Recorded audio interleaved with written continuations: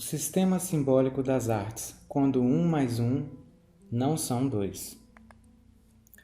Observe esta imagem. O que você está vendo? Simples. Eu estou vendo um céu azul, nuvens brancas e uma grama verde. Vou problematizar um pouco mais sobre essa questão. Tudo bem, vemos um céu azul, mas de que tonalidade é o azul? O céu é sempre azul? Que tipo de azul? Quem determinou que o céu fosse azul?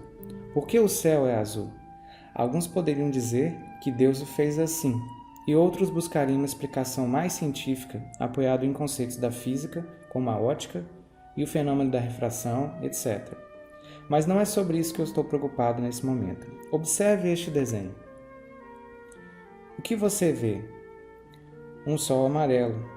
Este desenho é de uma criança de 5 anos e possivelmente todas as crianças de 5 anos pintariam um sol amarelo ou de uma cor próxima ao alaranjado ou vermelho. Será que alguma criança pintaria o sol de preto? De azul?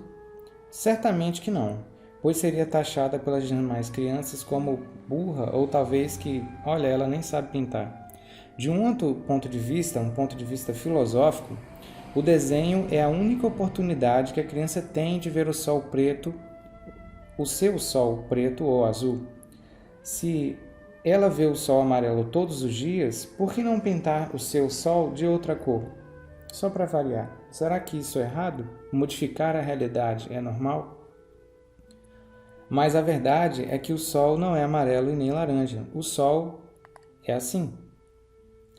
A imagem que temos do sol é uma imagem idealizada. O sol não é amarelo, mas se convencionou, não sei como e nem quando, que o sol é amarelo. Observe essa outra imagem. Vemos um coração vermelho. Mas quem disse que o coração é dessa maneira? Ele, na verdade, é dessa forma. Mas esta imagem não é simpática. Dificilmente alguém se declararia para sua amada apresentando uma caixa de bombons e este coração como um desenho. O que acontece é que se convencionou que o coração possui um formato simétrico, apesar dele naturalmente não ser assim. Nessa outra imagem, vemos algo mais além. Aqui só entra quem tem a chave. Nesta imagem, não somente a imagem do coração não é real, como ele assumiu características que o humanizam. Os seres elevaram o coração a símbolo do amor e da paixão. Em resumo, temos uma aceitação de uma imagem irreal do coração que todos aceitam como real. Olhem essa outra imagem.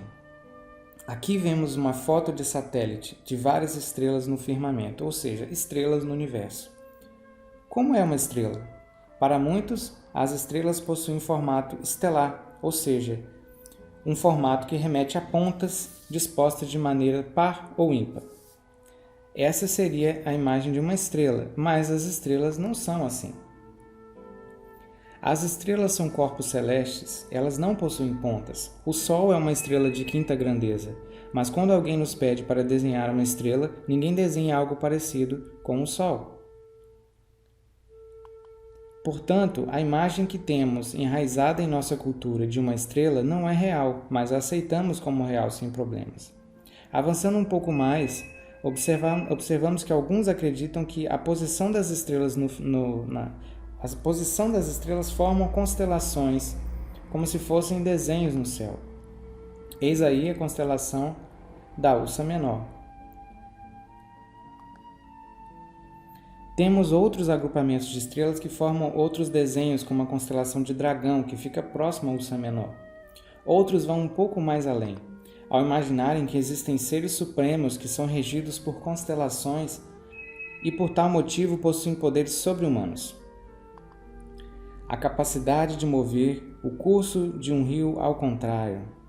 Esses são os nossos queridos cavaleiros do Zodíaco.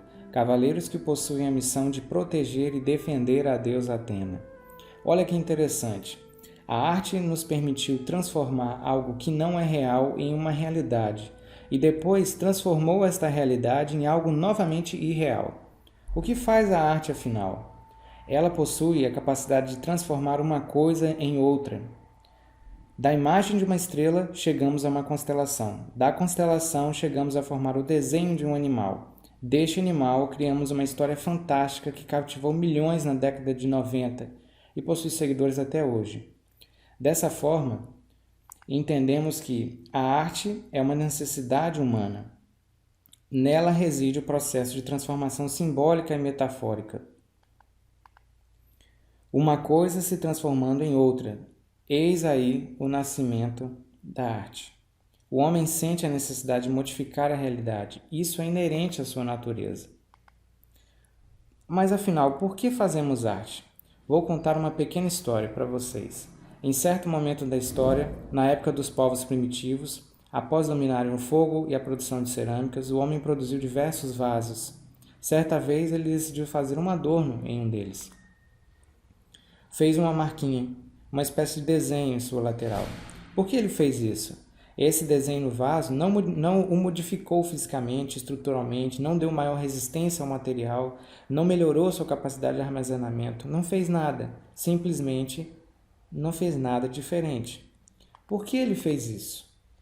Como diria o filósofo Ernest Fischer, em seus fundamentos, a arte serve para que o indivíduo deixe sua marca no mundo. Diria mais, ela serve para que cada um de nós possa se eternizar. Agora, aquele vaso não é apenas um vaso, mas um vaso dentro do universo inteiro, um dentre todos os outros vasos com uma marca individualizadora. Para entender a arte, devemos pensar da seguinte maneira. Em linhas gerais, as chamadas ciências exatas possuem uma corrente convergente de pensamento.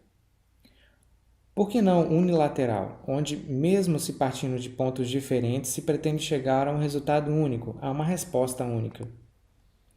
Já o campo das artes é o oposto.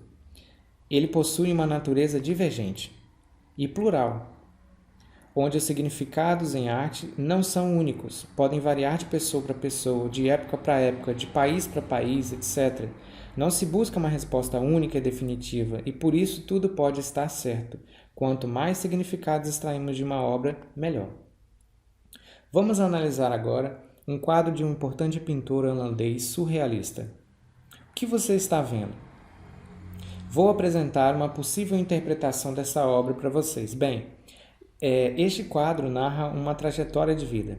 Geralmente caminhamos sozinhos no mundo, sendo levados por pensamentos que muitas vezes não são os nossos. Somos levados pelos sonhos dos outros.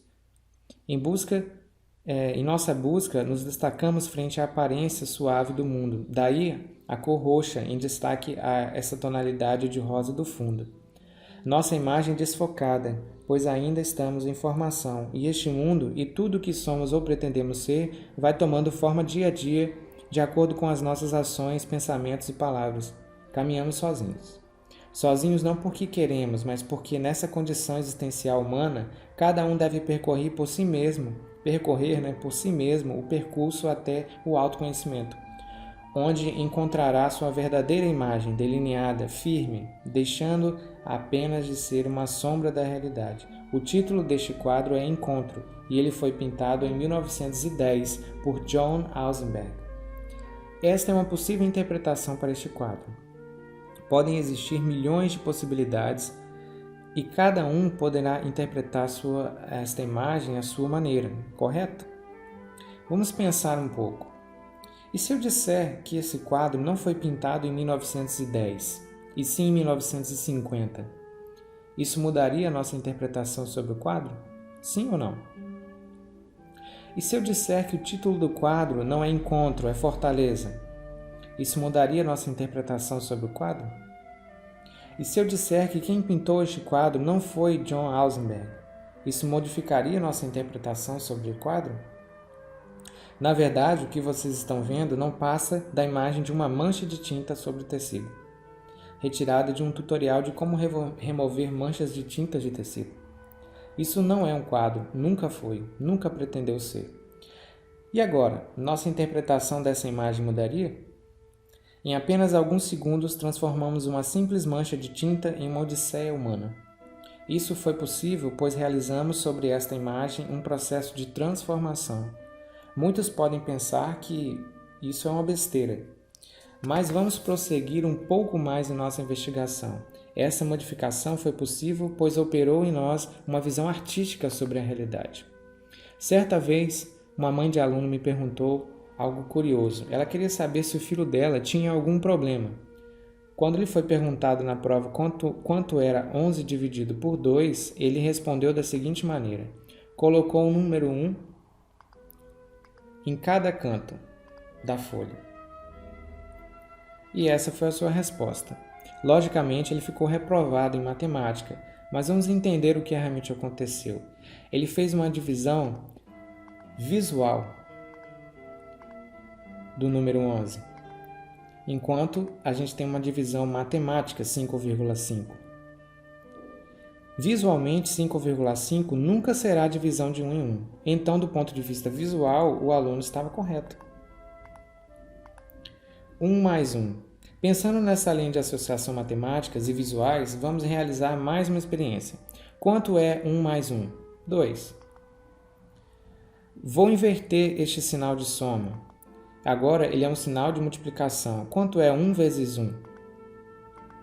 1. Se eu pegar este 1, colocar o 1 e o 1 separados, aproximá-los, juntá-los, invertê-los, espelhá-los. O que a gente tem aqui? Eis aí a letra grega π, que vale 3,14 e etc, etc. Então, 1 e 1 seria igual a 3,14 e etc. Defendo que a criatividade é tão importante quanto a alfabetização.